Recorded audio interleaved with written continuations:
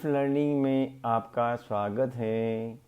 सवाल आपके जवाब हमारे सीरीज में आज का टॉपिक है, हमारे निकट के व्यक्ति ही हमें सबसे अधिक दुख देते हैं। इसका कारण क्या है और ऐसे समय में हमें क्या करना चाहिए। जीवन एक कर्म बंधन है, राग और द्वेष का। जीवन एक कर्म बंधन है, राग और द्वेष का, जिनसे हमारा सबसे अधिक प्रेम का संबंध, राग का संबंध और सबसे अधिक द्वेष का संबंध भोगना बाकी होता है। वही व्यक्ति हमारे सबसे अधिक निकट आते हैं। बाकी तो दुनिया में करोड़ों करोड़ों लोग हैं, लेन देन का संबंध न हो तो किसी की आँख भी नहीं मिलती। कौन हमारे माता पिता बनेंगे, कौन जीवन साथी, कौन भाई बहन, कौन पुत्र और पुत्रवधू, कौन बेटी और दामाद, कौन पड़ोसी, कौन सगे संबंधी, यह सब कुछ हम इस सृष्टि में जन्म लेने से पहले पूर्वकृत कर्मों के अनुसार ही निश्चित हो जाता है। जब हमारे निकट के ही व्यक्ति हमें दुख देते हैं, तब सोचना चाहिए कि ये मेरे सगे बने हैं, संबंधी बने हैं, तो भी मेरे ही किसी पूर्व जन्म के लेन देन के कारण ही आज मेरे साथ वैर रख रहे हैं और या राग रख रहे हैं। कारण यही है कि मैंने कभी न कभी पिछले जन्म में इस आत्मा के साथ वैर बांधा होगा या फिर राग बांधा होगा, तभी हमारा मिलन हुआ है। भले आज मैं स्वयं को निर्दोष मानता हूँ, पर मैं कहाँ जानता हूँ कि पूर्व जन्म में मैंने इस आत्माओं को कितना दुख पहुँचाया होगा। आज जब वह आत्मा मेरे साथ हिसाब किताब पूरा करने आई है या मेरे ही कृत्य का फल मुझे लौटाने आई है, तो मैं यदि समभाव से सहर्ष स्वीकार करूं, तो ही यह वैर की गांठ टूटेगी, अन्यथा जन्मों जन्म चलती ही रहेगी। नहीं, भगवान महावीर के कर्मवाद के सिद्धांत को समझने के बाद मुझे इसका गुणाकार नहीं करना है। मुझे ये दुख समभाव से सहन करना है। हे प्रभु, मुझे शक्ति दो ताकि मैं अंदर समभाव पैदा कर सकूं और समभाव से सहन कर सकूं। पुनः हे प्रभु, मुझे शक्ति दो। कभी कभी किसी व्यक्ति से कुछ समय तक अच्छे संबंध रहते हैं, फिर वही व्यक्ति शत्रु बन जाता है या शत्रु जैसा बन जाता है, तब समझना चाहिए कि उसके साथ पहले राग का बंधन था जो पूरा हो गया है, अब द्वेष का बंधन प्रारंभ हो गया लगता है। ऐसे समय दो बातों को विशेष ध्यान में रखना चाहिए। राग का संबंध उदय में हो तो बहुत प्रसन्न नहीं होना, अहंकार नहीं करना, राग को बनाए रखने के उपाय नहीं करने, अन्यथा राग के कर्मों का गुणाकारा हो जाएगा। जब द्वेष के कर्म उदय में हो तो बहुत दुखी नहीं होना, रोना पीटना नहीं करना, नहीं तो द्वेष के बंधनों का गुणाकारा हो जाएगा। दोनों संबंधों को समभाव से सहना। सोचना कि राग भी स्थायी नहीं है और द्वेष भी स्थायी नहीं है। ना राग परमानेंट है, ना द्वेष परमानेंट है। अब भी हैं, कल नहीं होंगे, आए हैं, चले जाएंगे। समभाव बनाए रखना। कांच के बर्तन जैसे मनुष्य के मन का क्या भरोसा। द्वेष के संबंध उदय में हो तब बीच में किसी तीसरे व्यक्ति को दोष नहीं देना कि उसी ने ऐसा करवाया या उसकी वजह से ऐसा हुआ। तीसरे व्यक्ति को हमेशा निमित्त ही मानना कि वो बेचारा तो निमित्त मात्र बना है, ये सब मेरे कर्मों का उदय है।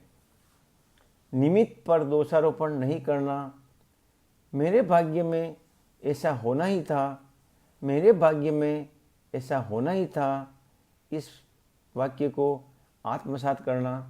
इसलिए यह व्यक्ति इसमें निमित्त बना है, ऐसा सोचकर जो कुछ भी हुआ है उसे सहज भाव से स्वीकार करना, हंसते मुख स्वीकार करना, उस समय महापुरुषों का जीवन स्मरण करना। स्वयं भगवान महावीर स्वामी की बेटी और दामाद ही उनके विरोधी बने थे, तो क्या भगवान ने उन पर क्रोध किया? नहीं। यदि उन्होंने क्रोध किया होता तो क्या वे भगवान महावीर बन सकते थे? कदापि नहीं। संभव है कि हमारे निकट संबंधियों को ही हमें बदनाम करने में बड़ा रस हो। दूर के लोगों को क्या पड़ी होती है हमारे जीवन से। पार्श्वनाथ भगवान के अपने भाई का जीव 8 जन्म तक उन्हें मारने वाला बना। एक छोटी सी वेर की गांठ कितना बड़ा वृक्ष बन गई।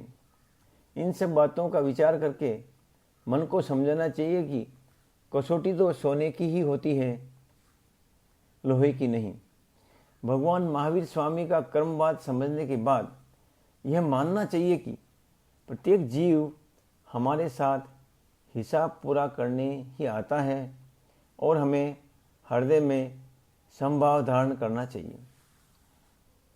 फिर भी यह जीव करोड़ों वर्षों के संस्कार लेकर आया है, इसलिए संभव है कि हमें उस व्यक्ति या निमित्त पर अत्यधिक दुख या द्वेष भी हो जाए। फिर भी यथाशीघ्र होश में आकर हृदय से शत्रु से भी क्षमा मांग लेनी चाहिए, क्योंकि क्षमा वीरस्य भूषणम। यथासंभव आत्मभाव में लीन रहना चाहिए ताकि कर्म वितराग हो।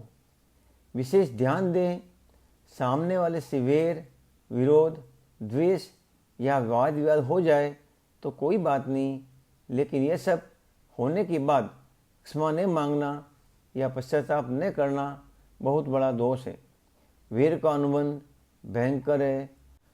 अतः प्रभु से प्रार्थना करें, हाथ जोड़ के विनंती करें, हे प्रभु, आज दिन तक इस जीवात्मा जगत में रहते हुए मेरे द्वारा किसी भी प्राणी मात्र के प्रति कोई वैर का अनुबंध हो या राग का अनुबंध हो, या जिनके अंतरात्माओं को मैंने कष्ट पहुंचाया हो, उन सभी जीवात्मा से मैं हाथ जोड़कर क्षमा याचना करता हूँ, क्षमा याचना करता हूँ, क्षमा याचना करता हूँ।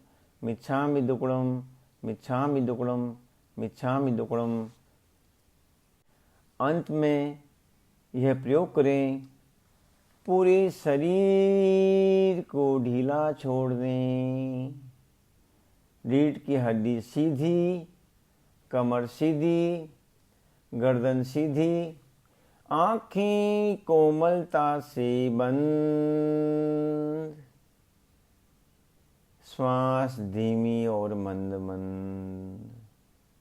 2-3 लंबे गहरे श्वास लें और छोड़ें, और मन ही मन हृदय की गहराई से दोहराएं और आत्मसात करें, चिंतन करें, मनन करें। मैंने आपको पूर्व जन्म में दुख दिया है, आपको दुखी किया है या दुख देने का निमित्त बना हूँ, इसलिए ही इस जन्म में आपके अंदर मुझे दुख देने की भावना हुई है।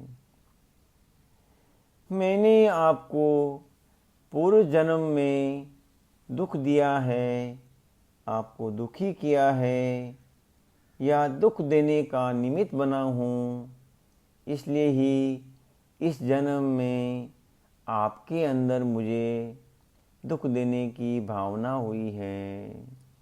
मैंने आपको पूर्व जन्म में दुख दिया है, आपको दुखी किया है या दुख देने का निमित्त बना हूँ, इसलिए ही इस जन्म में आपके अंदर मुझे दुख देने की भावना हुई है।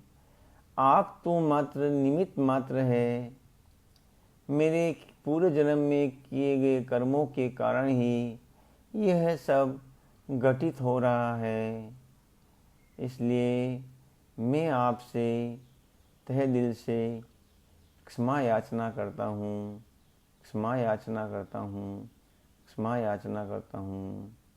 मुझे माफ़ करें, मुझे माफ़ करें, मुझे माफ़ करें। धन्यवाद, धन्यवाद, धन्यवाद। परमात्मा आप सभी की हर मनोकामना पूरी करे। इन्हीं मंगल और पवित्र भावना के साथ आपका ही अपना निर्वाणा लाइफ लर्निंग